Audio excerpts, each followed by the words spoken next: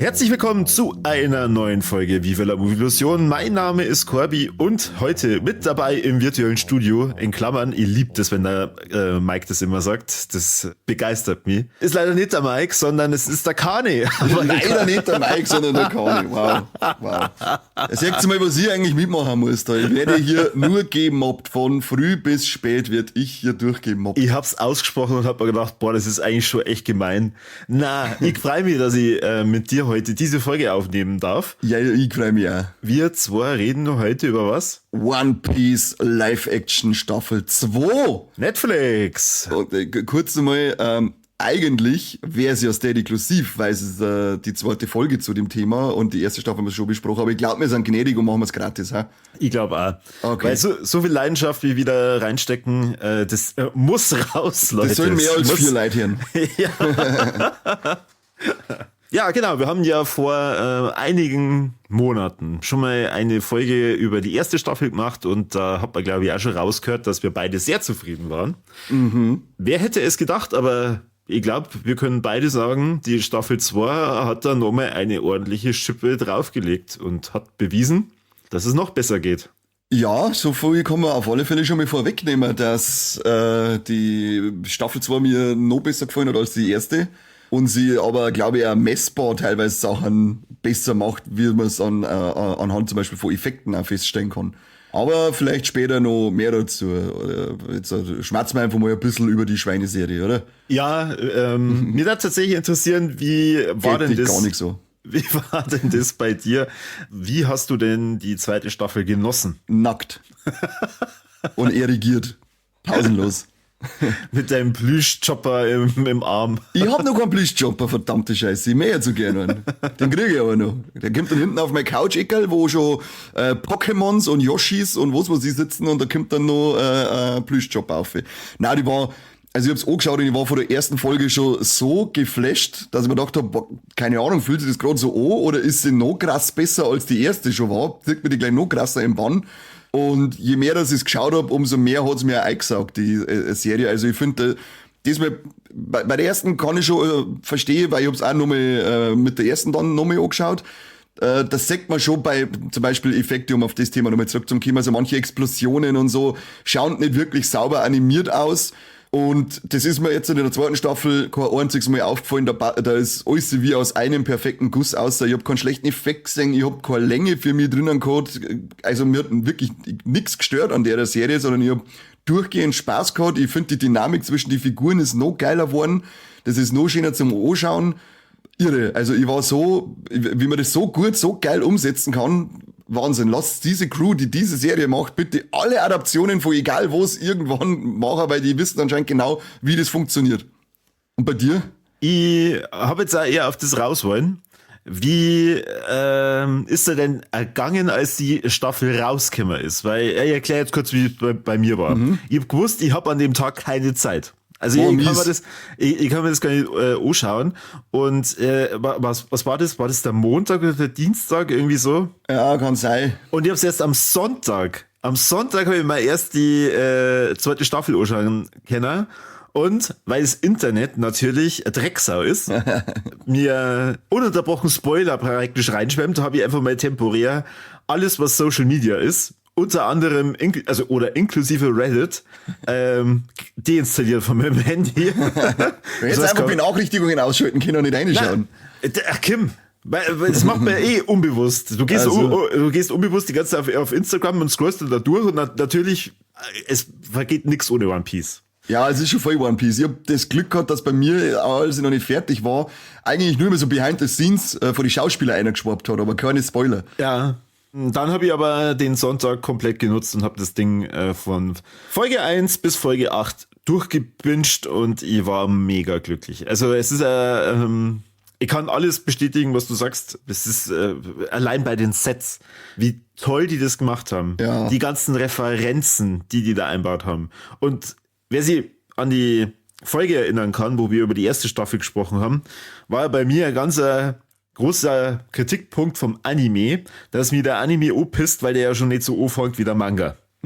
Sautipp, sag's ist, wieder. ist nach wie vor so. Wie man mit einer bescheuerten Filler-Folge in einem Anime starten kann, verstehe ich nicht. Das ist dumm. Die war super. Nein, das stimmt ja nicht einmal. Die ist ja nicht mal super. Jo, ich mag die schon.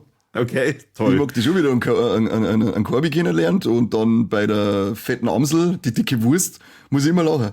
Korbi, wer ist denn diese dicke Wurst, die er zu Alvida, was er zu Alvida sagt? Das ist nämlich auch so geil, wenn man ein Anime, ich habe nämlich dann auch jetzt nochmal die Arcs, die jetzt behandelt werden, habe ich im Anime nochmal angeschaut. Und die Werbung bei Netflix, die spielt doch immer automatisch das ab, wo du gerade draufstehst, und da kommt immer die Szene, wo es heißt, Korbi, wer ist denn diese fette Wurst? Muss ich immer lachen. Bodyshaming Beste. Auf was ich hinaus wollte, ist, die Serie verändert ja schon einige Stellen.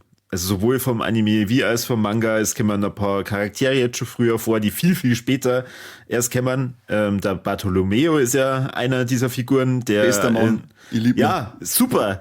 Du als One Piece-Fan, du sitzt da und denkst dann, na komm, wie geil ist denn das, dass die den da jetzt schon reinbringen? Ja. Jemand, der die Story nicht kennt, denkt sich, okay, irgendein verrückter Dude mit Verrückte spitzeren Frisur Zähnen. und ohne Augenbrauen. Ja. Das finde ich, da möchte ich mal kurz einhaken, das finde ich jetzt allgemein das Thema, habe ich mir nämlich aufgeschrieben, das macht die zweite Staffel so unglaublich gut, dass die ganz viele Sachen, die im Anime und im Manga, also ich habe jetzt den direkten Vergleich zum Anime, die Mangas habe ich leider nicht so weit gelesen, aber dass die direkt im Vergleich von Anime auf die jetzige Serie ganz viele Sachen nehmen, die erst in hunderte Folgen im Anime vorkommen und dann halt einfach so erklärt werden, wie beim Bartolomeo, der wird später dann beim Don Quixote, kommt der dann vor, wie der heißen, der Flamingo. Da kommt der eigentlich vor und es heißt, er ist so ein riesiger Luffy-Fan, weil er damals auf Loketown war, wo er fast vom Buggy umgebracht worden war und seitdem ist er ein riesiger Fan und das macht die Serie ganz geil, dass die Figur da jetzt nicht einfügt und das ist dann nicht einmal so, sagst, das ist jetzt mit Gewalt eingeworfen worden, sondern einfach so, dass du es, wenn er später wieder vorkommt und sagst, ach ja, stimmt, der war ja da auch noch da und dann hast du einfach viel cooles Erlebnis und die hat das so geil gemacht, wie du sagst, als Anime- und Manga-Fan sitzt du da und denkst da, wow, geil, ey, flippt komplett aus, der ist jetzt halt schon da, wie cool ist das? Aber für einen normalen Otto-Normalverbraucher ist einfach nur eine Figur, die jetzt dabei ist und fertig. Das ist eigentlich so ein geil zweischneidiges Schwert, was du wie du Fans vom Ursprungsmaterial noch geiler bedienen kannst, ohne dass du die anderen Schauer zurücklässt. Ja, also wirklich mega gut. Erste Szene, du siehst einen Sanji, wie er kocht und eine Schürze mit einer Marke, die es nur im Manga gibt. Und ich hab da schon ein Schreien angefangen. Ich hab's so gefeiert und geil gefunden. Ja, die Panda, oder? Ja, genau. Den sechsten Mal dann auch nochmal auf Loketown als Plüschfiguren, weil der Panda Man ist ja vom Oda so eine Figur, die immer im Hintergrund oder so zum Singen ist. Und ich glaube, du hast es jetzt hier als Schürze, als Zeitungsartikel und als Plüschfigur nochmal eingebaut gehabt. Ja, aber es ist tatsächlich bei der Schürze nicht der Panda-Man. Na, das ist so eine Marke, wie du schon gesagt hast, die ist nämlich, glaube ich, auf der Zeitung auch drauf, oder? Ja, top vorbereitet und ich habe jetzt natürlich den Markennamen nicht da. Ja, nicht. Aber ich habe alle Mangas gelesen und diese Marke kommt tatsächlich sehr, sehr, sehr oft vor. Also das ist so eine von, ich glaube, 3 Modemarken, die der Oda extra dafür halt erschaffen hat. Und das ist halt super. Also die Kostüme, diese Kostüme von der Barockfirma, wo man sich ja denkt, wie geil kann man so ein Anime oder so ein Manga eigentlich umsetzen? Das Smoker, wo ich mal gedacht habe, das schaut doch bestimmt total affig aus, wenn er die ganze Zeit ohne T-Shirt, aber mit seiner fetten Jacke da rumläuft. Aber so geil schaut's aus. Die ganze Zeit fette Zigarren im Maul, 2 Zigarren im Maul, raucht die ganze Zeit geil umeinander. Und ist halt, hat er natürlich auch die perfekte Figur dafür, ist geil durchtrainiert, also passt einfach alles so gut und es ist so schön alles in die echte Welt umgesetzt, dass ich die ganze Zeit einfach nur staunen kann, wie perfekt das die Serie eigentlich ist. Ist dir aufgefallen bei der Jacke, das ist ja auf der einen Seite mit diesem Befestigungszeug für die ganzen Zigarren und auf der anderen Seite ist nix. Und ich habe mir jetzt gedacht, das muss doch irgendwie schon ein gewisses Gewicht dann haben. Ja. Ich habe mir für die heutige Folge das ganze Bonusmaterial angeschaut von Netflix. Ach fuck, und das wollte ich auch noch mal. Ich hab total vergessen, diesen Podcast, gell? Den Podcast schauen wir nicht an, weil pro Charakter eine halbe Stunde nur schmatzen, da können wir das alles gar nicht mitnehmen. Die dürfen aber sehr gerne zu uns in den Podcast kommen Ja, und das unbedingt. hier auch nochmal erzählen. Momentlich eine erste englischsprachige Folge. Aber na, das Bonusmaterial, das hättest du noch auf 10 Minuten durchbingen können, weil Ja, Dreck. das sind, Voll. glaube ich, 4 oder 5 Folgen mit je 4 Minuten, wo es halt dann unter anderem auch eine Folge gibt über die Stunts. Voll Und vergessen.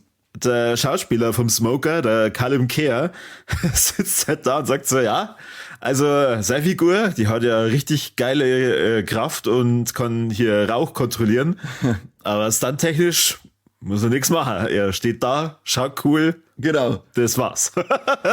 Und dafür kommt dann der Tess Skyler, der Sanji, der dann an der Wand entlang läuft und springt und dreht für einen Kick und alles, er muss voll werken und er muss nur da stehen, cool ausschauen und wird dann mit dem Computer in Rauch verwandelt. Ja, genau. Faules Schwein. Das ist ja auch irre, dieser Skyler, der hat ja das alles gelernt, der hat ja extra Kickboxen gelernt, der hat Kochen gelernt, der ist ja, dem wenn du auf Instagram zuschaust, das ist ja Wahnsinn, was der drauf hat mittlerweile. Echt faszinierend. Und er ist immer geil oben ohne, er ist immer geil am Posen, was er für eine geile Figur hat. Das haben wir in dir vor Lex schon gehört, dass Ja. du da echter Fan bist. Ja, was du jetzt mit dem Ständer, soll ich wieder sagen. Also tatsächlich, ich folge hauptsächlich bis jetzt der Emily Root. Das ist Rudd, meine Emily Rudd. Rudd. Ist die mit Paul Rudd verwandt? Ich glaube nicht, nein. Also ich folge auf Instagram nur der Emily Rudd, weil mich das interessiert. Dreckschwein. Aber wo ich ja totaler Fan bin, das ist der Mackenyu, der Darsteller vom Zorro, weil Alter, was ist das für eine geile Performance in der zweiten Folge, wo die, oder? Dritte Folge Whiskey Peak Arc, wo er die 100 Leute da niedermetzelt. So geil. Ist das geil. Und sie haben halt wirklich explizit darauf geachtet, dass es wirklich 100 sind. Ja, wieder Weil geil mitzählt. irgendwelche Verrückten, also weiß ich nicht, ob ich das unbewusst gemacht habe, aber ich habe von Anfang an mitzählt, aber na, das sind nur keine 100, das sind jetzt 17. Und dann fangt er ab 17 weiter zum Zehn. Das ist echt ein richtig schönes Schwankerl, dass diese Szene mit einbaut haben, dass er da die 100 Live von der Barockfirma einfach durchschnetzelt, der geile auf. Und es ist so geil, es sind so diese Kill Bill Vibes, wo du das auch vom ersten Film gehabt hast, wo sie sich da einfach minutenlang mit ihrer Katana da durchkämpft und er macht es halt mit 3 Schwertern. Es ist so also es ist einfach traumhaft schön. Das ist irre, der muss einfach irgendwann einmal eine fette Kiefersperre gekriegt haben, oder? Das ist als das, was weiß ich, das Wochenende durch in irgendeinem Technobunker drinnen sein, da tut das Kiefer auch Schweine weh danach. Das kann doch bei dem nicht anders sein. Wahrscheinlich. Er tut mir schon leid. Er hat sich ja brutal auftrainiert, gell? Also die Physik, die er sich jetzt nicht antrainiert hat für die zweite Staffel, ist auch irre. Also was die da Arbeit einstecken, das ist also jetzt auch körperlich brutal. Sie haben ja Gott sei Dank schon die dritte Staffel vor der zweiten Staffel, ja, als die überhaupt rausgekommen ist, schon bestätigt gehabt. Genau. Und haben im November auch schon erst Drehen angefangen. Also Ist für 2027 so, angekündigt. Also Gott sei Dank, weil nochmal so lange warten, das geht auf gar keinen Fall. na, und ich hoffe auch, dass die zweite Staffel jetzt so erfolgreich war, dass gleich 4 und 5 vielleicht hinterher bestellt werden, weil das wäre schon echt verdammt geil. Ja, ich bin ziemlich sicher. Also ich glaube, sie war ja jetzt in die Top 10 eine Zeit lang von die ganzen Streaming-Charts. Und irgendwas habe ich gelesen, ich weiß aber jetzt nicht, wie erfolgreich das die zweite Staffel auf Netflix selber war.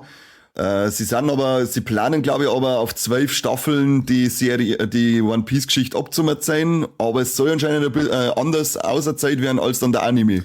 Also, ich habe unterschiedlichste Sachen gelesen. Ich habe das mit den 12 auch gelesen. Offiziellere Berichte von den Showrunnern sagen 6 Staffeln und sie hören praktisch dann noch vor dem Zeitsprung auf. Das war aber Käse. Mei. Und da kannst du die Geschichte niemals auf 6 Staffeln mit 8 Folgen fertig erzählen von One Piece. Schwachsinn. Bis zum Zeitsprung schon. Ja, aber dann ist ja die Geschichte nicht fertig erzählt.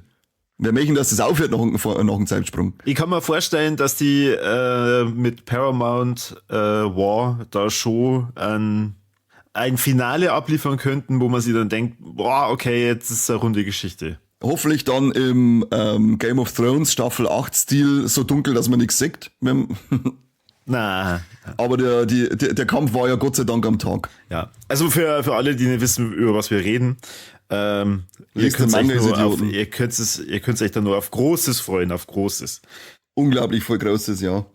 Ich habe mir auch Gedanken dazu gemacht, wie wir diese Folge gestalten wollen.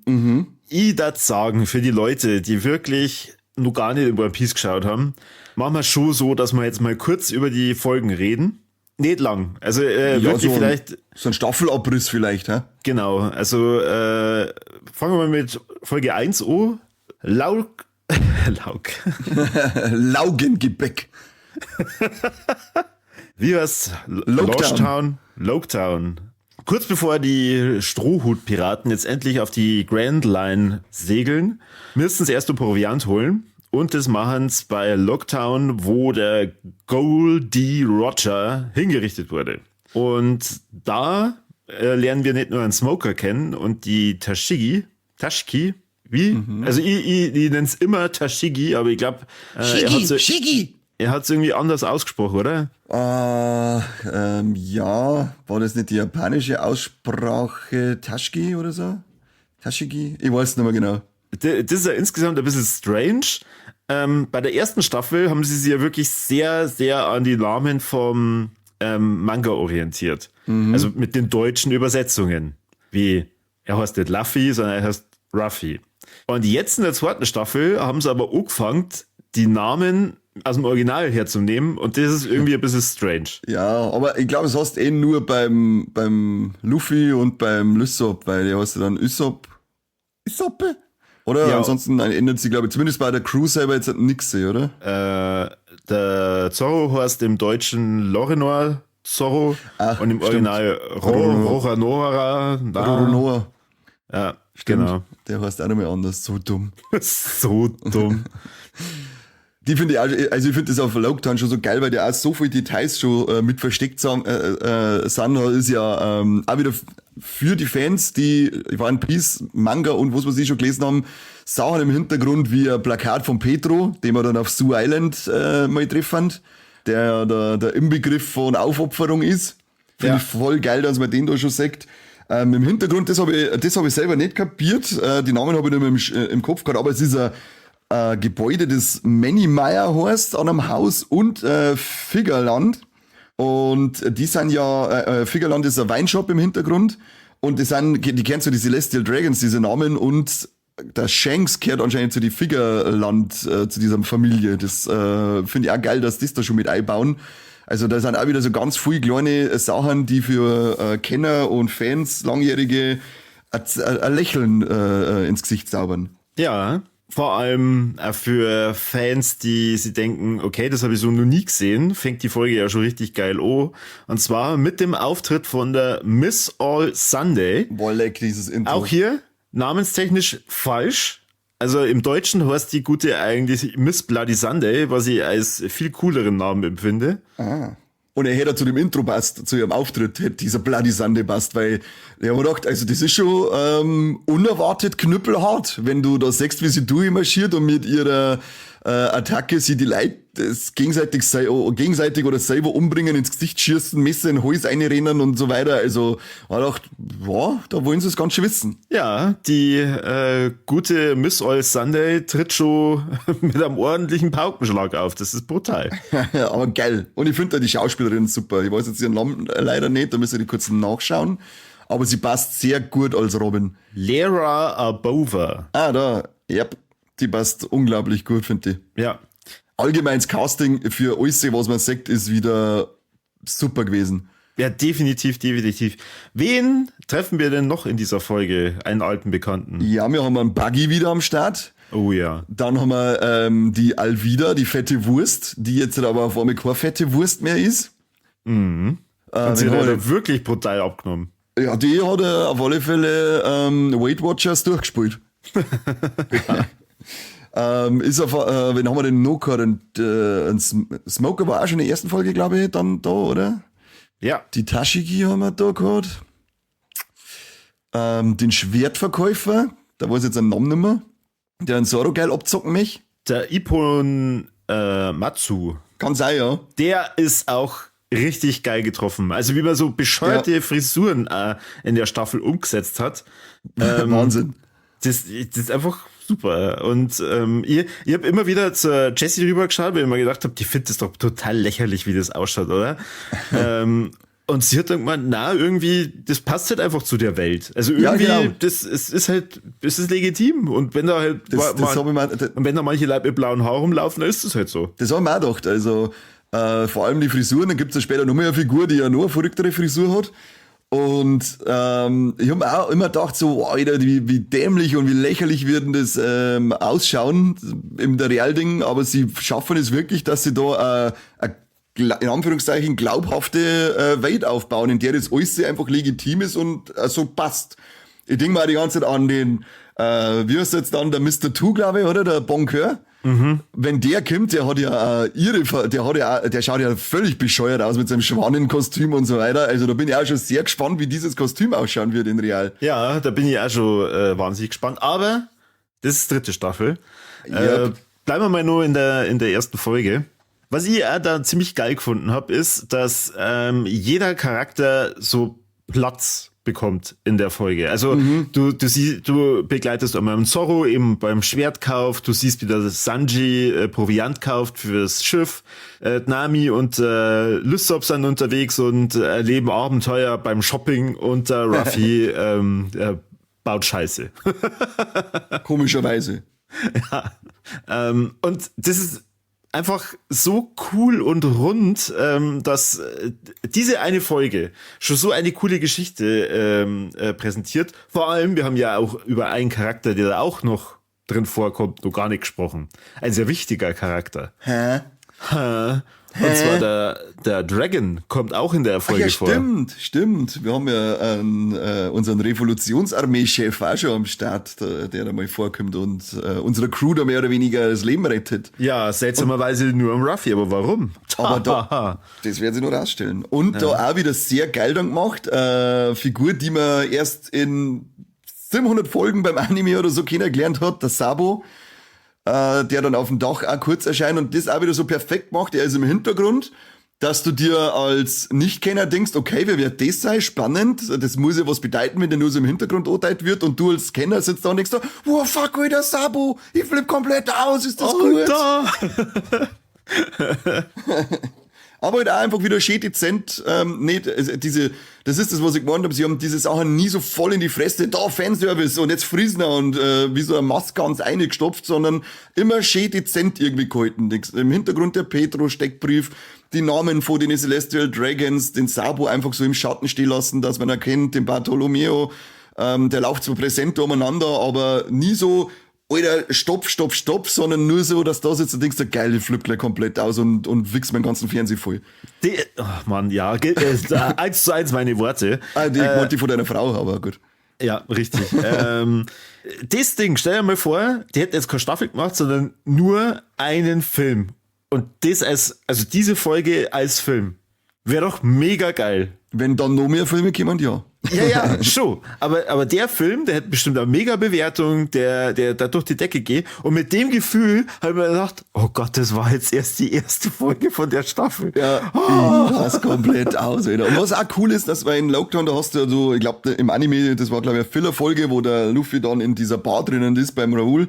Wo er dann auch einen Smoker, glaube ich, noch mit trifft und er ihn fragt, wo er hin muss oder wo sie dann ich weiß nicht mehr genau, wie es jetzt im Anime war. Ist aber reiner Filler gewesen, ist hier komplett draußen, aber sie haben sich trotzdem nur die Mühe gemacht, weil es eine coole Filler-Folgen waren. Das finde ich allgemein, kann das One Piece gut oder besser als manch andere, wie zum Beispiel Naruto, Filler-Folgen einzubauen, die nicht aus dem Geschehen rausreißen.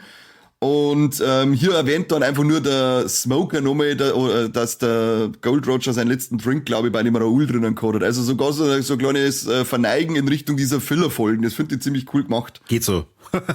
Du hast ja eigentlich gar nicht gesehen, du Fotze. Du weißt es gar nicht. Ich hab mal bei Paramount War, Impel Dawn und die 2 Staffeln, die wir mal geholt, da waren auch ein paar Filler-Folgen dabei. Die waren okay. Da weiß ich es jetzt nicht mehr. Wo es richtig nervig sind, ist auch nochmal für später. Wano Kuni, Jetzt flippst aus.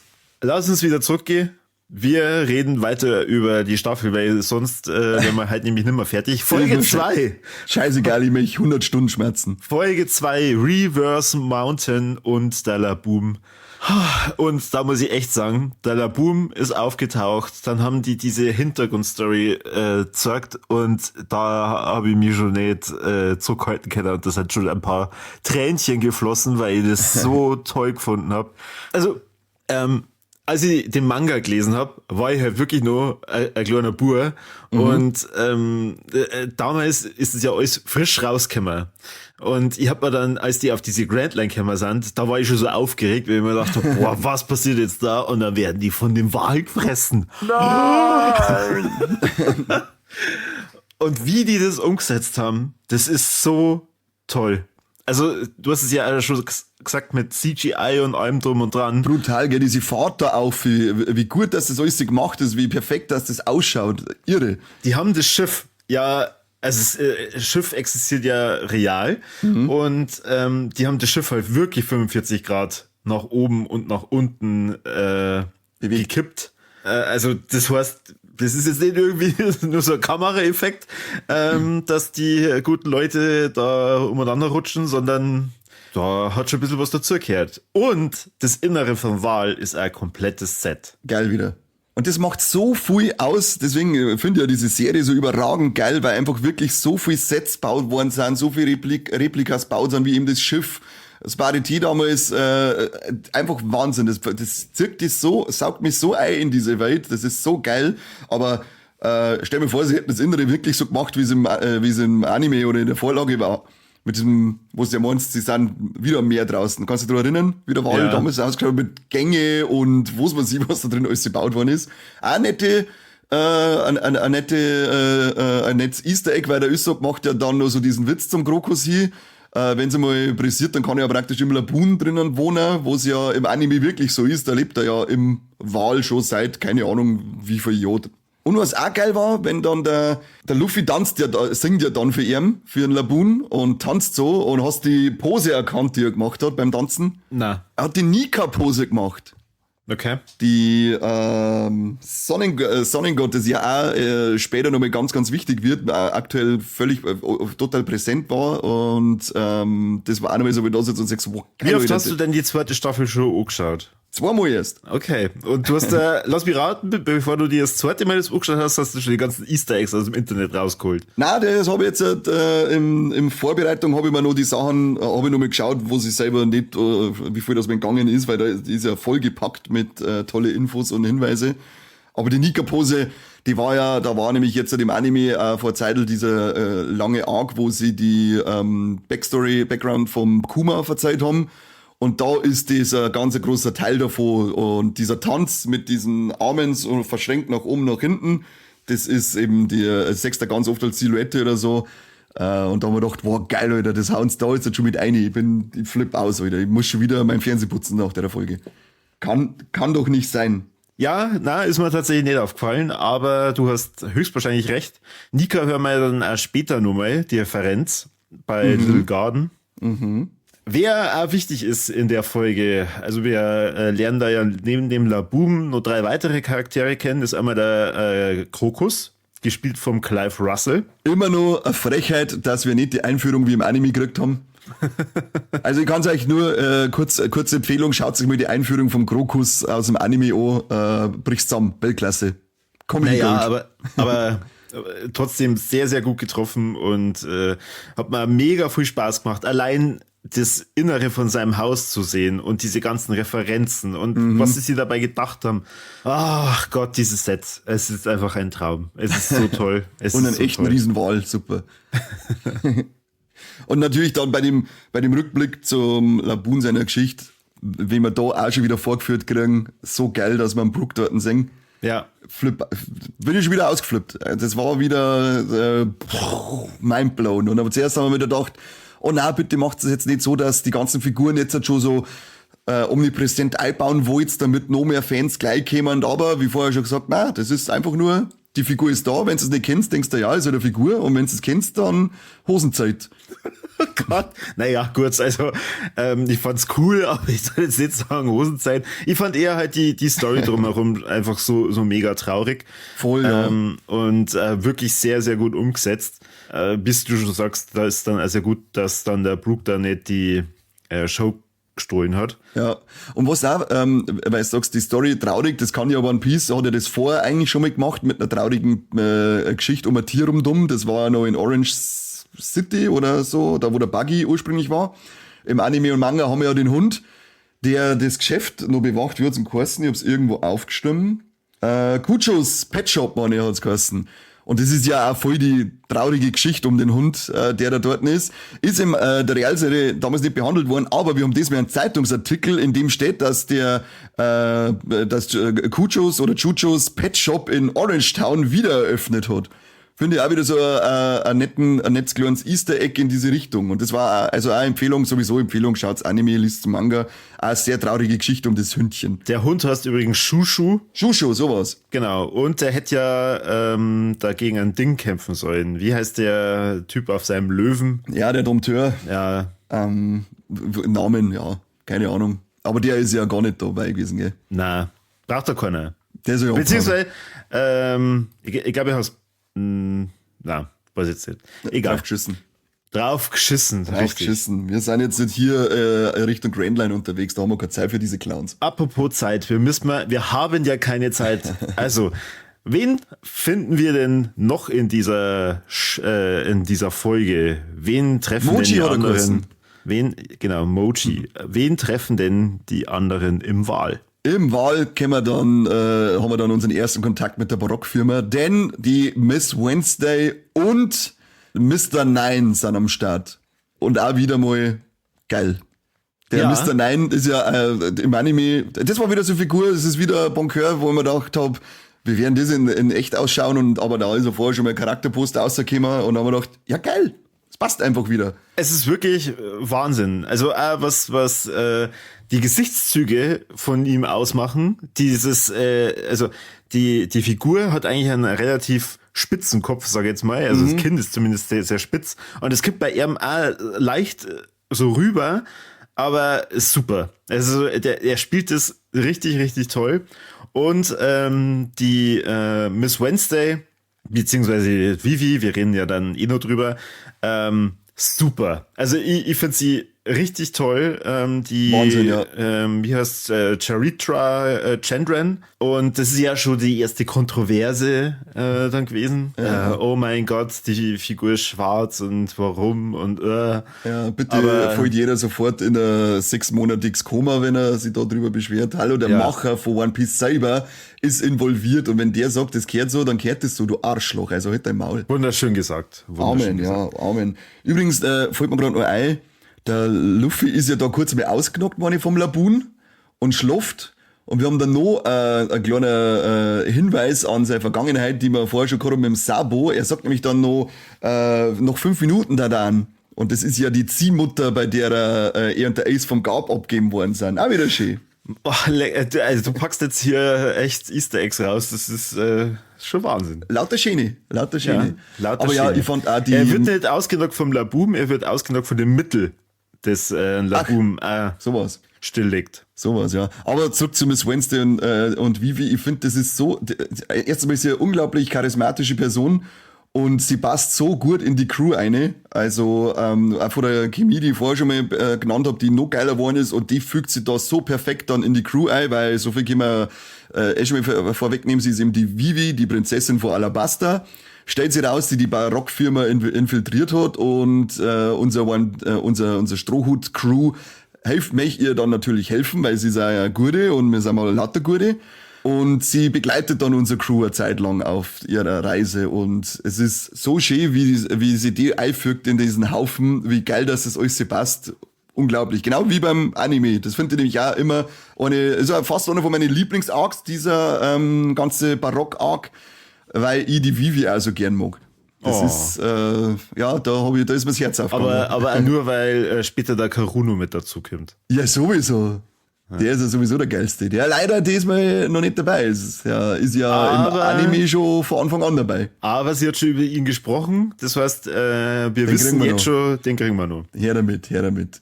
Und dann gehen wir auf Whisky Business. Genau, Whisky Business heißt die Folge. Whiskey Peak. Das ist die 3. Folge und da treffen wir noch mehr Barockmenschen. Am Anfang weiß das die Strohhutbande nicht, sondern die denken, okay, die mögen alle Piraten und jetzt feiern wir mal mit denen. Ist auch übrigens eine meiner Lieblingsgeschichten aus dem Manga.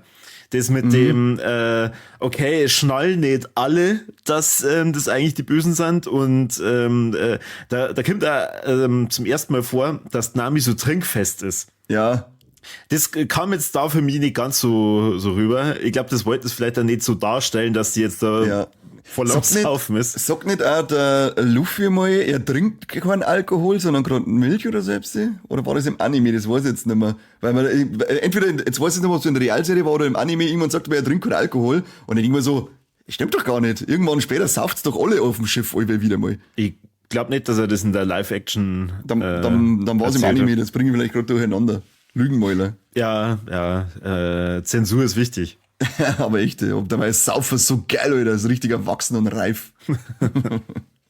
Aber das ist also geil mit dem Zoro, dass er ja, das auch meinen, der ist komplett zugesoffen und dann so, ich dachte, du bist betrunken, Zoro, das dachten die ja auch, wo er die ersten weggeschnetzelt hat. Wir Und treffen da auch den Mr. 8, der wird gespielt vom Yonda Thomas. Das ist der, stellt sich dann auch später raus, Igaram, praktisch einer von den Leibwächtern oder Beschützern von der Vivi, der eben auch mitgemacht hat beim Infiltrieren. Mama. Genau, der hat also eine geile Frisur. Die ist auch so super. Und da kann man nur jede Menge andere Charaktere vor. Ich glaube, wir müssen jetzt da nicht auf alle eingehen. Die wichtigsten auf jeden Fall sind aber nur der Mr. Five und Miss Valentine. Genau, Mr. Five, weil der hat die geilste Fähigkeit überhaupt. Der kann nämlich mit seinen Popeln schießen. Und die explodieren Und dann. die explodieren. Aber wie? Aha. Und er macht es so geil. Also, ich glaube, wenn es wirklich affig ausgeschaut hätte, dann hätten sie es einmal kurz gezeigt und dann nicht wieder. Aber dadurch, dass er das so cool macht und so lässig rüberbringt, Ja. Er ist spielt, es ihn halt einfach- wirklich, er spielt ihn wirklich auch so cool, wie der halt auch im Anime ist, mit seinem Mantel und seiner Sonnenbrille und dann einfach so geil mit dem kleinen Finger in der Nase umeinander bohren nebenbei Welt. Und was ich da auch so überragend fand, ist die letzte Explosion, die wir da noch sehen, falls du weißt, was ich da genau meine, dass das auch nochmal eine handgemachte Explosion war. Das ist einfach, was du auch sagst, ja geil, sie legen auch auf das Wert, dass man einfach mal richtig fette Feuerbrunst rauslässt und nicht einfach Computerflammen umeinander schießt. Also da war ich auch nochmal begeistert. Und die Figur, die es da erwischt, hat es auch verdient, dass sie ihren Abgang auch so präsentiert kriegt und nicht mit einem kreislichen Computereffekt. Ja, definitiv. Geile Mr. Five. Seine scheiß Nasenrahmen umeinander schießen. Was soll ich, hallo, diese Idee. Finde ich wild. Wie hörst du wieder die Partnerin von Mr. Miss Five?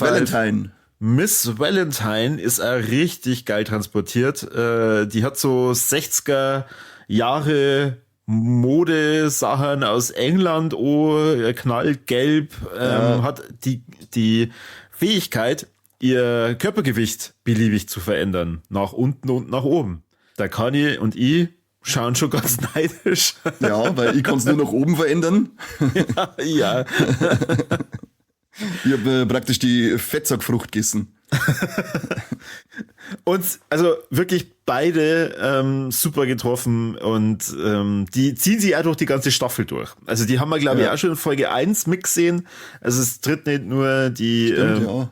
die Miss All Sunday oder Miss Bloody Sunday auf, sondern die beiden sieht man auch gleich von Anfang an, wie sie böse Dinge vollbringen. Und zwar mischen die da die Marine ganz schön auf. Aber wie wir wissen, ist ja die Marine auch kein Unschuldslamm, also passt das schon, wenn sie die gegenseitig da verrammen. Yes, genau. Das passt dann schon. Aber tolle Serie, tolle Folge. Schön, auch wieder ein schönes Set da in Whiskey Peak, wenn da die ganze Bar zerhackstückelt wird von der Szene, die der Corby halt schon erzählt hat, wenn der Zoro da 100 Leute verrammt.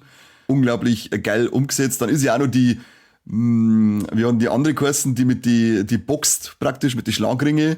Das sagen wir noch eine Barockagentin, da weiß ich jetzt ihren Namen nicht mehr. Die Nonne. Ja, genau. Ja, das kann ich jetzt leider auch gerade nicht sagen, wie die heißt. Kurz nebenbei recherchieren wieder, Maiko. Wir sagen, wir dürfen nicht sagen, dass wir googeln, sondern wir recherchieren. Miss Monday war das, meine ich. Ja, genau. Das ist auch noch schön, dass die dann dabei ist. Also, Welt. Ich kann so viel schwärmen. Ich kann die ganze Zeit nur da sitzen und sagen, so geil, Leute, so geil, Leute. Aber was auch geil ist, es fängt schon oben mit der Folge 4, dem Titel. Im Original heißt der Titel nämlich Big Trouble in Little Garden. Und an was ist das eine kleine Hommage? An welchen Film? Du musst nur ein Wort austauschen. Das letzte. Big Trouble in Little China heißt's. Ach, mit dem Russell Crowe. Nein, nicht Russell Crowe, sondern Kurt Russell. Sag ich ja. Ja, genau. Irgend so Rassiger halt, irgendein Rassiger. Also in meinem Kopf habe ich die gleiche Person gemeint. Ich hab's mir schon gedacht. Ja. Nein, ich habe jetzt nebenbei mir noch die Barockfirma daher do. Das ist ein bisschen selbstsicherer Wert, wenn es da um die Namen dann geht. Ja, es sind halt wirklich so unglaublich viele Figuren. Manche sagen so, das ist bei Game of Thrones schon so schwierig, dass man da alle Namen sich merkt. Ja, schau mal beim Piso, du Schwanz, da wird's schwierig. Leck mir in den Arsch rein. Alter. Ja, gehen Sie also, doch mal nächste aus. Folge beginnt, oder eigentlich kann man fast schon sagen, wir haben Folge 4 und Folge 5 haben wir ja Little Garden. Wir sind auf der Insel, wo wir die zwei Riesen kennenlernen, Dory und Broggy. Boogie und Woogie.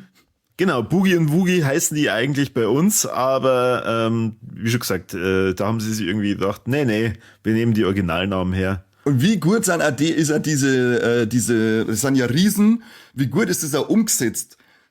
Man merkt nie, oder es schaut nie noch Greenscreen aus, es schaut nie noch komisch animiert aus. Mir hat das voll an Herr der Ringe, Hobbits erinnert, dass dieses Größenverhältnis immer glaubhaft dargestellt worden ist, sodass du nie da sitzt und denkst, ja, das schaut jetzt voll beschissen aus. Hat mir unglaublich gut gefallen und ich mag die zwei Riesen, das sind so geile Affen, die Idioten.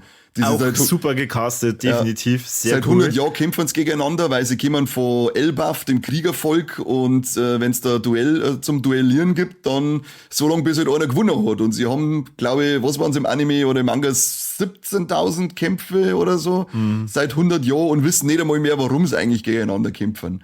Und da kriegen wir dann noch weitere geile Figuren. Und dann kommt einer meiner Lieblingsschauspieler, kommt dann als Mr. 3, das Mädchen, David das Mädchen, und die nicht Miss Sunday, sondern die kleine Miss Golden Week. Genau, Miss Golden Week. Die Barockfirma schickt nur ein bisschen Hilfsmaterial, weil der Mr. Five und die Valentine nicht so gut waren. Und eigentlich müsste das ja, glaube ich, auch umbringen. Genau. Weil immer, wenn der Barockfirma die Regel ist, wenn einer von denen versagt, übrigens zur Info, je geringer die Nummer wird, umso stärker werden die Figuren. Und wenn einer von denen versagt beim Auftrag, dann ist Ende, Schicht im Schacht. Dann kommt die Nummer da runter und erledigt die. Genau. Unschön. Und das weiß auf jeden Fall schon immer die höchste Ebene. Unter anderem, weil die Miss Bloody Sunday oder Miss All Sunday, oh Gott, so schwierig, So viel Namen, du hast Deutsch, Japanisch, Englisch. die Partnerin von Mr. Zero ist. Und der Mr. Zero ist niemand Geringeres als der Sir Crocodile. So, jetzt habe ich eigentlich die komplette Staffel gepitcht, verraten. Aber es ist nicht so schlimm, weil es ist trotzdem sehr spannend. Und wir erzählen so viel für alle, die das noch nicht gesehen haben. Ihr könnt es euch sowieso nicht merken. Ich wollte gerade sagen, ich habe überhaupt keine Ahnung mehr. Wir haben ja selber überhaupt keine Ahnung. Wir springen auch umeinander wie die Irren. Wie du schon sagst, die sollen ja umgebracht werden. Beziehungsweise es gibt nämlich noch zwei in der Barockfirma, da haben alle Angst davor, wenn die kommen. Und zwar Mr. 13 und Miss Friday. Und das ist, weil wir hier einen Otter haben und einen Geier, auf dem er reitet. Und der Geier hat dann eine, Miniguns. ich glaube, so Mini-Gatlings drauf. Weltklasse. Und das ist so geil, wie der Sanji gegen einen Mr. 13 kämpft. Omme. Das ist wirklich eine von meinen Lieblingsszenen aus dieser Staffel. Der Kampf zwischen Sanji und denen zwei und vor allem dann eben gegen den Otter. Das ist so geil. Da habe ich Genau. echt lachen müssen. Das ist nämlich auch wirklich schön, witzig umgesetzt. Die zwei sind nämlich das Bestrafungskommando. Also das heißt, immer wenn irgendjemand Mist baut, dann kommen die und werden da erstmal auframmen und heißen die Unluckies. Stimmt, die Unluckies haben es geheißen. Genau, auf jeden Fall, wir haben auf Little Garden nicht nur die Riesen und die Barockfirma, sondern auch, und das wird den Kani vor allem begeistert haben, Jurassic Park. Ja. Dinosaurier. Wow. Ja, ein T-Rex haben wir da und nur ein paar Brachiosaurier. Die heißen, glaube ich, so. Brachiosaurier müssten das gewesen sein, weil die haben einen Kamm, glaube ich, auf dem Kopf gehabt, oder? Das, ein Kamm? Ja, so leichte Wölbung nur auf dem Kopf. Dann glaube ich, müssten es Brachiosaurier sein. Auf jeden Fall, da beschließt der Ruffy selbstverständlich, dass er auf den reiten muss, weil Klare Sache. was macht man sonst bis Dino? Da hat er sofort aufgestiegen. Ist ja cool, also in dem Fall sind ja die Dinos mehr nett als im Anime, weil da wollen sie ja dann fressen für das, dass auf einer umeinander hupft, das passt ja nicht. Und dann kommt noch aggressioner Langhalssepp daher mit Narben und was weiß ich, das ist halt dann so der Obermacker. Und Luffy, so dumm wie der ist, lässt er sich dann auch aus Versehen fressen von ihm. Und während er praktisch den langen Hals, die Speiseröhre runterfällt, schneidet ihm da einer von den Riesen den Kopf ab und dann sechst ihn wieder so im Dunkeln voll, auf einmal wird's hell und er fällt dann so aus dem abgeschnittenen Hals aus. Das ist auch so geil. Und denkst so, hey, was passiert da? Okay, das Viech ist geköpft. Und dann brodeln sie noch geil. Fetter Rollbraun ist der Hals. Meinst du, wie gut das schmeckt? Ich hätte schon, der Anime bzw. der Manga ist voll abgedrehter wie die Live-Action-Serie. Also da ist die Live-Action-Serie eigentlich voll bodenständig. Komplett, die ist richtig zurückhaltend. Du hast übrigens die Fähigkeiten von Mr. Free und Miss Week. Ach Gott. Wieso kann man sich das nicht merken? Golden Week. Week. Golden Week, genau. Jetzt erzähl, was haben die für coole Fähigkeiten? Mr. 3 hat die Wachsfrucht gegessen. Der ist praktisch eine Kerze, was man an seiner Frisur dann sagt. Ich glaube aber in der Real-Live-Action hat die 3 nie gebrannt, oder? Nein, ich glaube auch im nicht. Anime brennt die immer wie so eine Docht und er kann praktisch Im Manga aber auch nicht. Auch nicht? Okay, dann haben sie es nur im Anime nicht gemacht. Da ist er praktisch eine wandelnde Kerze, mehr oder weniger. Und er kann Wachs aus sich rausschießen und alles halt mit Wachs ummanteln, alles aus Wachs bauen und er selber sagt sie als Riesenkünstler, der Kunstwerke für die Ewigkeit schafft, indem er halt zum Beispiel Leute in Wachs ummantelt und die da drinnen halt dann elendig ersticken müssen. Und die Miss Golden Week, die kann mit Farbe Emotionen hervorrufen. Die, wenn da irgendein Farbklecks aufhaut, je nach Farbe bist du dann entweder total traurig, kannst nur lachen oder bist voll depressiv oder was weiß ich. Und ich hab mir gedacht, Anfänger, ich brauche keine Farbe, damit ich depressiv bin. Und ja, es ist dann, deswegen sind sie ziemlich weit oben, weil diese Fähigkeiten sind schon nicht ohne, weil zum Beispiel das Wachs ist fast unzerstörbar. Also nicht mal der Zoro kann da mit seinen Schwertern durchhackeln. Ja, richtig. Richtig.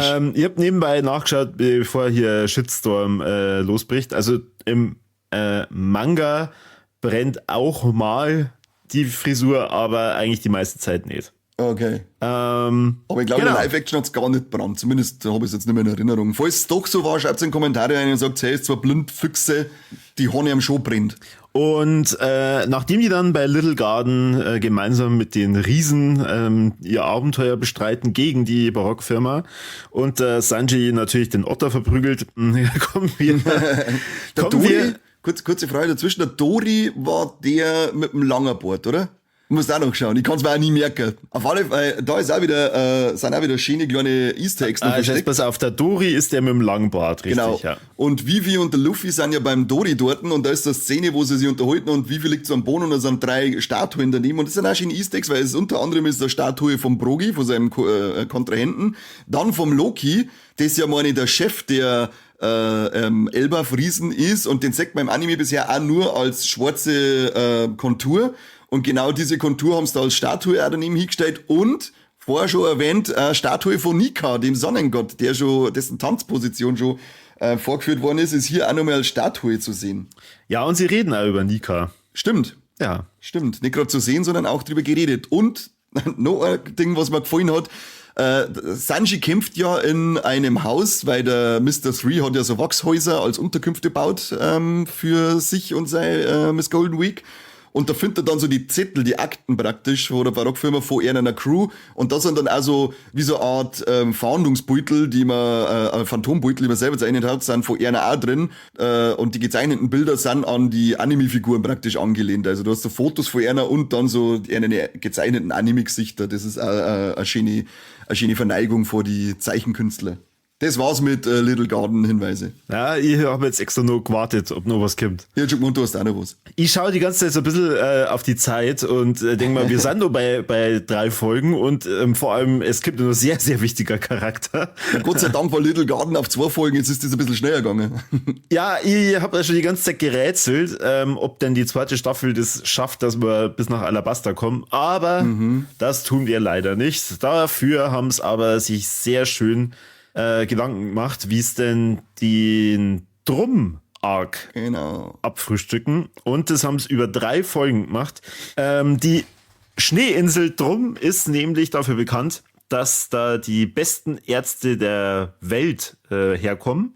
Aber leider nur so lang, wie der König Wapol die fröhlich vor sich hin arbeiten hat lassen, weil der hat sich dann irgendwie gedacht, ne, so, ihr seid jetzt alle nur noch für mich da, ich bin derjenige, um die komplette Ärzteschaft kümmern soll.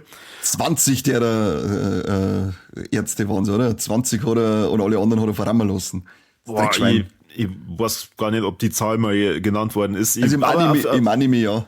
Auf jeden Fall sind die alle verfolgt worden. Und der Wapol ist halt ein richtiger Drecksack, der einen Metallmund hat, damit er alles Mögliche fressen kann und die passende Frucht, die passende Teufelsfrucht dazu bekommt er dann auch noch.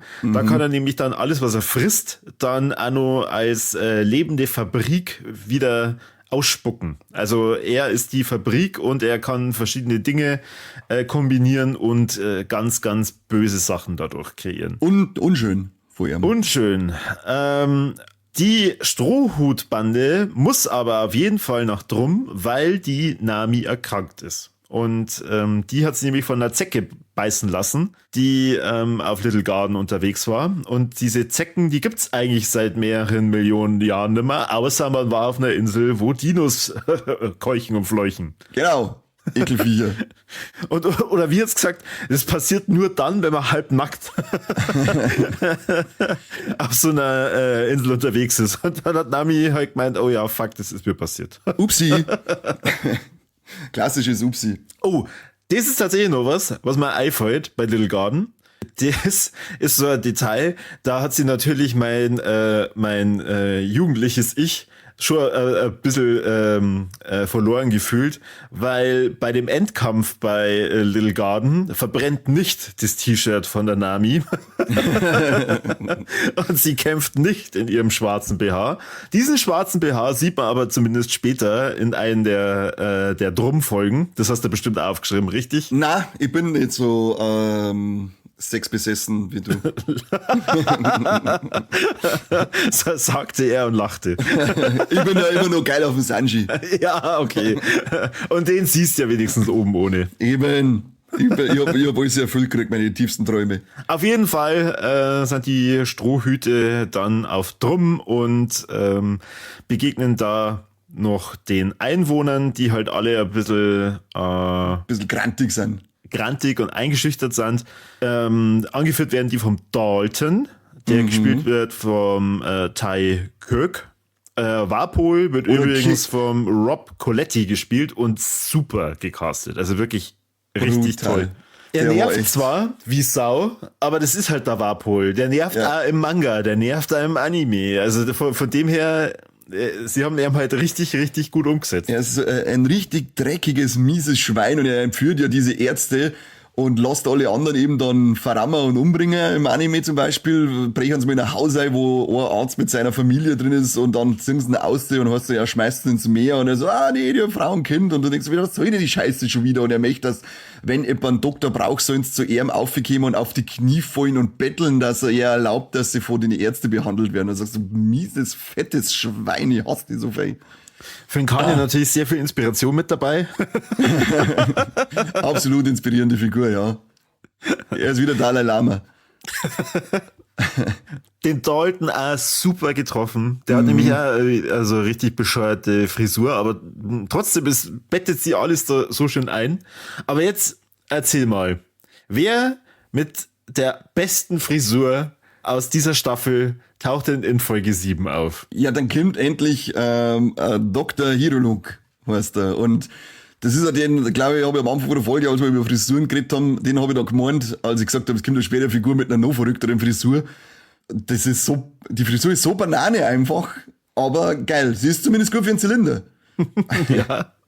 Hat er eigentlich den, also Dr. Hiroluk ist in dem Fall, wir treffen nämlich dann auch ein künftiges Mitglied von der Strohhutbande, nämlich ein Chopper. Tony Chopper, genau. Der riesige Potato für Tony Chopper, ich liebe ihn. Ich liebe diese Figur.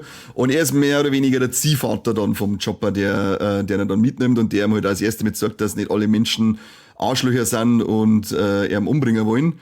Hat er da, das habe ich jetzt auch noch mal im Kopf, in der Live-Action hat er die Szene gehabt, wo der Knockert da steht, dass er ihm sagt, ich schieße nicht auf die? Er steht in Unterhosen da. In Unterhosen was, weil im Anime, glaube ich, hat er ja seinen Zylinder vor sich stehen gehabt, damit er seinen Schwengel verdeckt und sagt, ich hab nichts zum Scheißen außer meinen Schwengel. Im Manga wird es nur von einer einzigen Schneeflocke verdeckt. Also so winzig? Oder war die groß? Die Schneeflocke war sehr nah praktisch an der Kamera dran. Ja, und es ist ja draußen auch kalt und so, also ist sie gerechtfertigt. Da muss ich nur ganz kurz einwerfen. Ich finde den Namen Dr. Hiroluk tatsächlich total dumm. Im Manga heißt der Doc Bader. Ja, genau. Oder Bader. Ja. Und das finde ich halt für einen westlichen Namen um einiges besser. Ja, war auch gewöhnungsbedürftig. Ja. Der hat übrigens am 12. Januar Geburtstag, genauso wie ich. Im Original jetzt der Schauspieler oder der Doktor aus dem Manga? Die Figur. Ah, okay. Ja.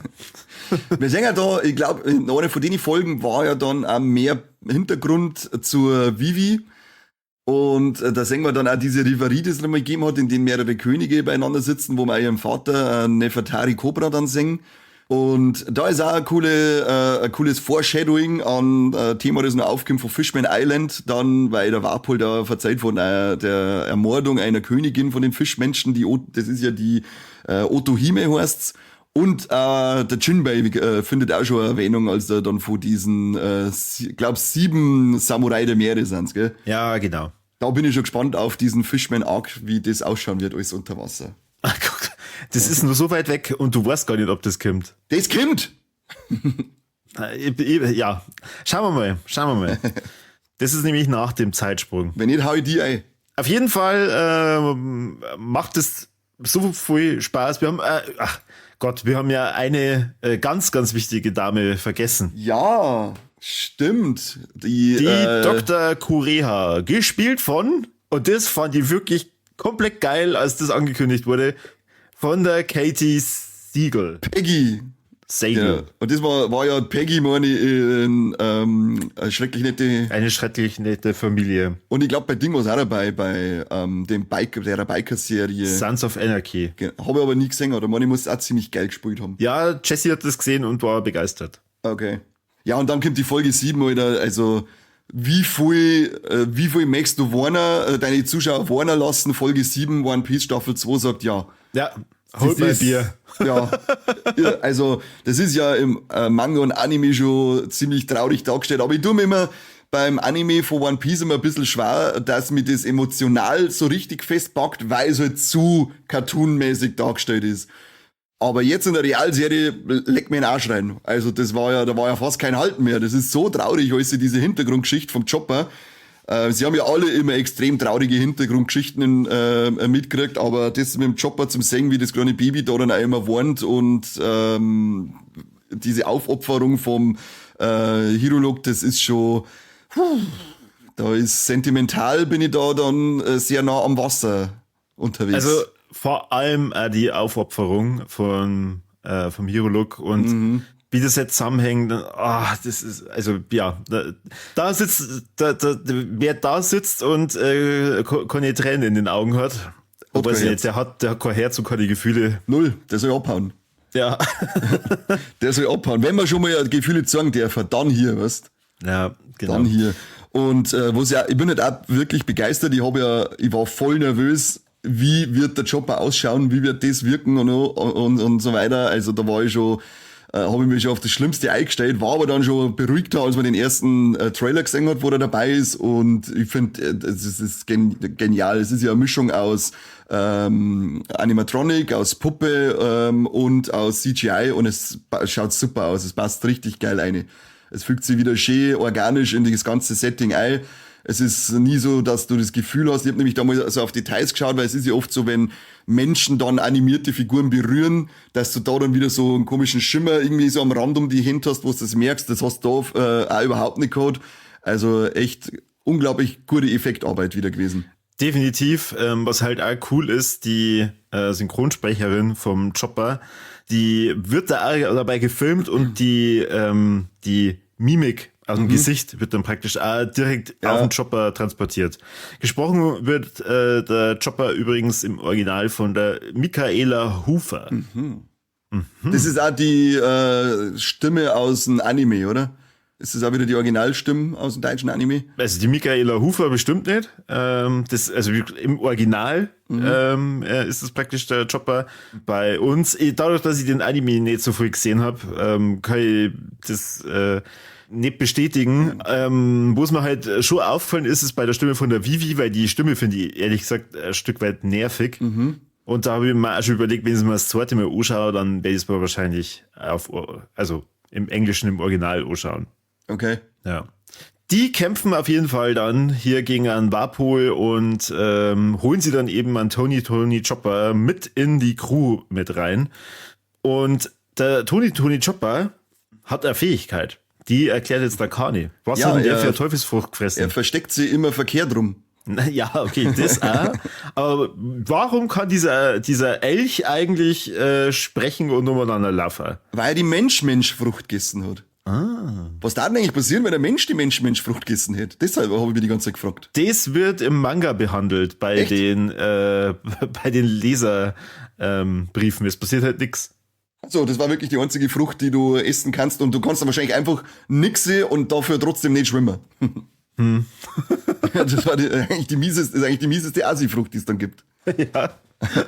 Ja, und er kann sie dadurch dann in mehrere Formen auch verwandeln. Wir haben diesen süßen kleinen Tony Chopper da, den man die ganze Zeit nur knuddeln möchte. Dann haben wir so die Rentierform, in der er halt dann zum Beispiel den Schlitten zirkt, sagt man dann später.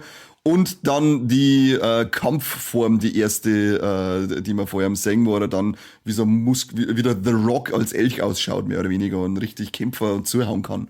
Und was auch kein CGI ist. Genau, das ist auch ein richtiges Kostüm. Heavy Point Chopper, meine ich, heißt der Heavy Point ist das.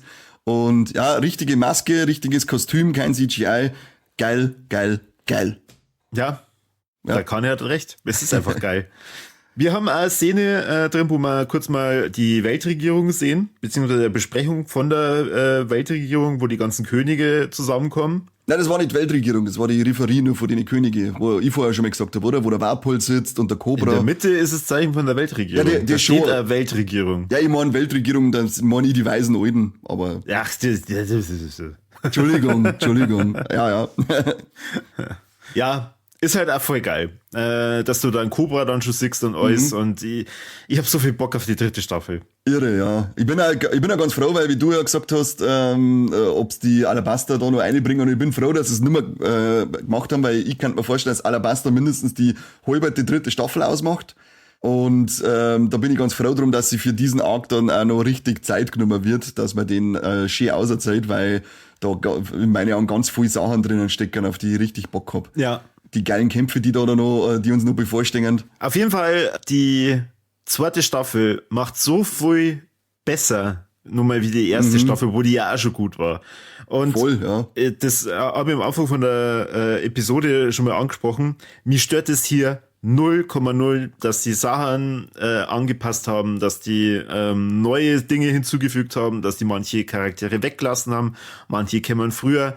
Es ist einfach, es fühlt sich so toll, also so einfach als ultimative Hommage an diese ganze Welt, an diese ganze Story. Es ist so schön, es ist so toll. ich finde es super, dass es alle Leute begeistert, die nicht den Anime kennen, die nicht den Manga kennen. Und Finde ich auch geil, von dem her, ich wünsche mir auch sehr, sehr, dass diese Serie nur ganz lang bestehen bleibt. Aber es ist schwierig. Es ist halt schwierig, spätestens ab dem Zeitsprung, weil es verändern sich ja doch einige Leute. Andererseits, naja, wer weiß, da muss man ja erst mal hinkommen. Der Alabasta Arc, ich vermute mal, das wird die komplette 3. Staffel. War auch geil, aber ob's einen Arc die ganze Staffel machen, weiß ich nicht. Bin gespannt. Das Finale von Alabasta wäre halt das perfekte Finale der Staffel. Ja. Weil sie müssen ja mit irgendeinem Paukenschlag enden. Ja, und ich bin da auch schon wieder so gespannt, wie das ausschauen wird dann, wenn er gegen Crocodile kämpft. Das Casting von Crocodile finde ich auch geil, den Joey Manganiello, Babribupe. Den kennt man aus, du wirst wahrscheinlich kennen aus Magic Mike. Das ist ja einer der Lieblingsfilmreihe. Ich kenne ihn nur als Deathstroke in der Schlussszene von Justice League. Oder ich glaube auch, dass er bei Ding dabei war, bei True Blood. Schaut auch richtig geil aus, der Crocodile, und ich bin gespannt, wie das ausschaut, diese Sandfähigkeit dann, wenn's kämpfen, weil das muss ja CGI-Schlacht werden, außer sie werfen sich gegenseitig mit Sand in echt ab, war witzig. Ich bin unglaublich neugierig auf die nächste Staffel, wie das alles wirken wird.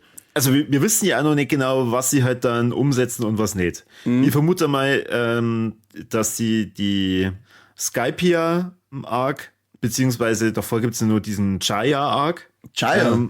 Was denn für ein geilen Chaya, Alter? Ja, was war der Chaya?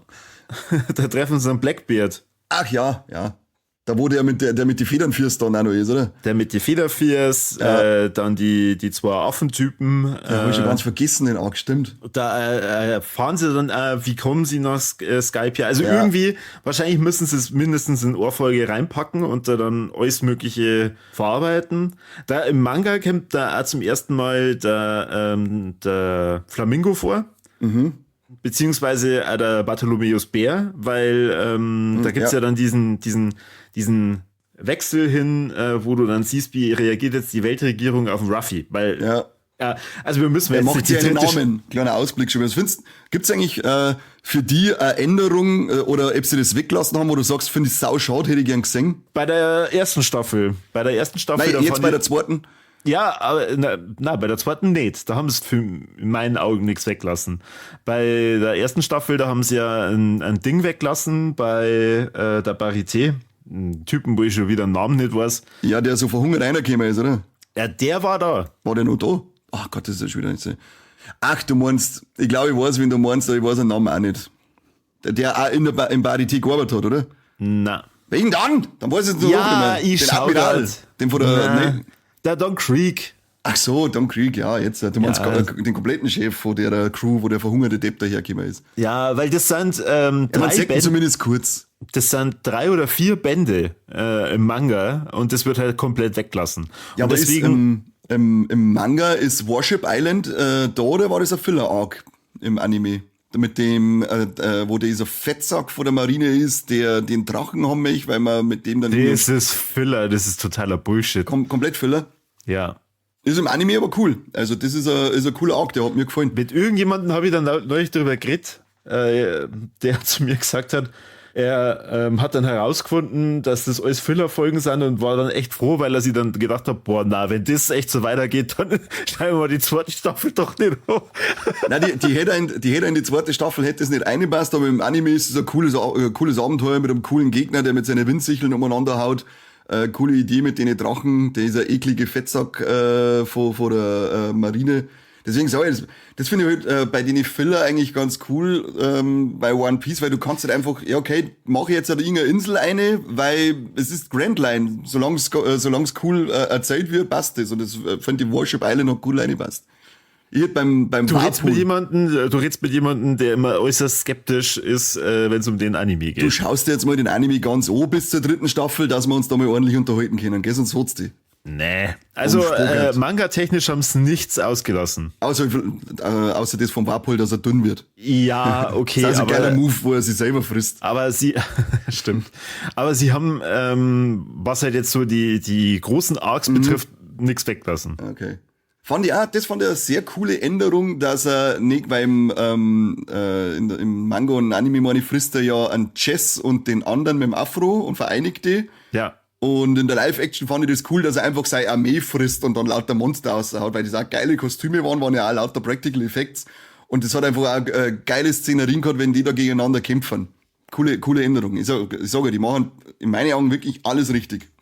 Ja, also von dem her Staffel 2, absolute Empfehlung. Absolut, dann haben wir mit die Tops und Flops rein, oder? Ich wollte gerade fragen, ob du das da überhaupt machen willst, aber gut, dann hau mal raus. Was sind denn deine Tops und deine Flops? Also mein Top ist Tony Chopper und Folge 7.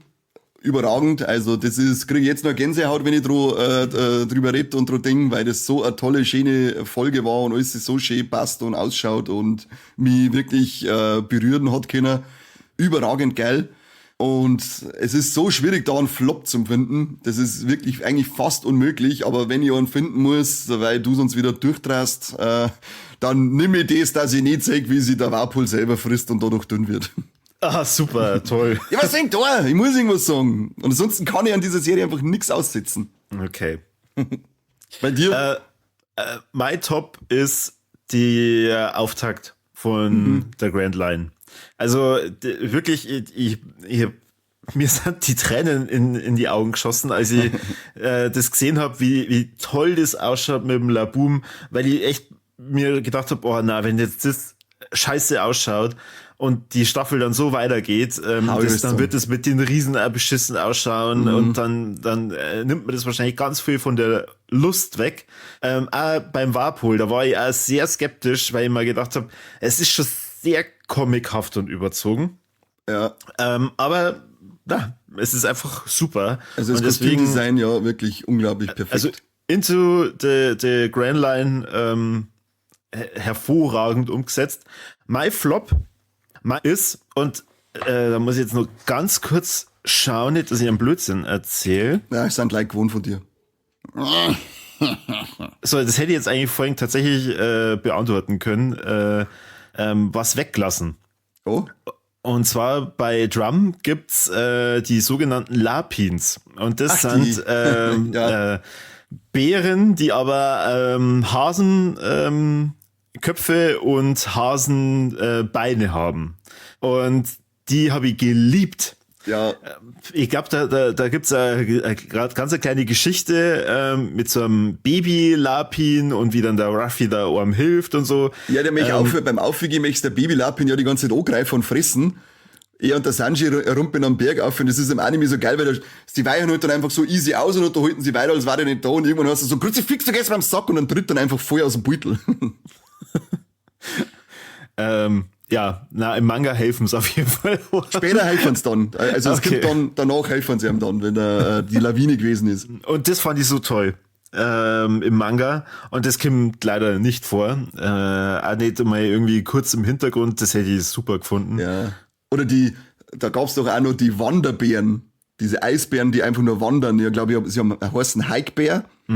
Wo es der Dalton einführt, dann geht der so einen vorbei und dann ist so, oh fuck, ein Bär, und der Lysop schmeißt den Boni und man muss sich totstellen und dann weißt du so, nein, das müsst ihr euch nur verneigen, die sind einfach voll freundlich und wenn man sie verneigt, dann passt das und dann gehen sie vorbei und verneigen sie und es ist so geil, weil doch dann in der Ortschaft Rum diese große, dicke Frau kommt, wo dann der Luffy und der Lysop wir meinen, das ist auch ein Bär und jetzt, wenn die auftritt, verneigen sie an der Seite. Das ist so ein geiler Running Gag, weil ich glaube, ich kommt 3-4 Mal vor und dann stehen sie immer so am Rand und stehen verneigt da, während sie sich unterhalten, weil sie nicht kapieren, dass kein Eisbär ist. Super Witz. Ja, das hätte ich mir natürlich gewünscht, dass das auch nur einbauen, aber ich kann es auch verstehen, dass da vielleicht irgendwann gedacht haben, wir müssen mal weitermachen. Ähnlich wie bei uns und deswegen unser Triple Threats und der, Ja, der fällt gering aus, also keine Titten. Keine Titten. Wie schaut's aus mit Trompeten? Keine Trompete. Naja, auf dem Musikschiff, da sieht man schon mal eine Trompete, aber ja, eine echte. Das gibt eine halbe. Ja, genau. Und was ist mit toten Tieren? Der Dinosaurier. Der T-Rex, der hat's nicht überlebt. Genau. Und seid ihr Team Zorro oder seid ihr Team Sanji? Ist der T-Rex durch einen Genickbruch gestorben oder durchs Aufschlitzen vom Zorro? Schreibt es in die Kommentare ein. Ich bin Team Zorro. Ich bin Team Sanji. Der hat ihn als erster erwischt. Also ab in die Kommentare. Zorro oder Sanji, wer hat den T-Rex erledigt? ab in die Kommentare. Schreibt uns auch noch mit dazu, wie begeistert oder kritisch schaut ihr auf die zweite Staffel und freut ihr euch auch schon auf die dritte. Ich freue mich sehr. Ich hoffe auch, dass sie es vielleicht Ende des Jahres schon schaffen. Das wäre richtig, richtig toll. Ja, schreibt in Kommentare, wie dankbar das seid, dass wir keine Steady-inklusive Folge hier daraus gemacht haben. Genau. Macht's trotzdem ein Steady-Abo. Wollte ich gerade sagen, macht's aber bitte trotzdem ein Steady-Abo. Und Kane, war wie immer eine Freude mit dir über One Piece zu schwafeln. Unglaublich schön, ja. Das ist schön, wenn man einmal mit jemandem reden kann, der für irgendwas eine Leidenschaft hat. Sonst bin ich immer allein. Immer. Deswegen, hier können wir auch schon mal ankündigen, wir zwar reden jetzt dann über die komplette Serie The Mandalorian, inklusive Book of Boba Fett. Ihr könnt euch freuen. Da wird's aber von mir nicht ganz so viel Leidenschaft geben wie bei One Piece. Bring die um. Ist in Ordnung. Verabschiedet euch schon mal von Kurbi. Dann vielen Dank fürs Zuhören und bis zum nächsten Mal beim besten Podcast der Welt. Nee, von Whiskey Peak. Ich habe jetzt gedacht, du sprichst von der Grand Line. Habe ich kurz überlegt, aber mir gedacht, das weiß ich nicht mehr, ob ich das bei der ersten Folge schon gemacht habe und müssen die dann jede Folge so machen. Also Whiskey Peak. Whiskey Peak natürlich. Dann? Ja, dann sage ich Gum Gum Ciao. Gum Gum Bye Bye.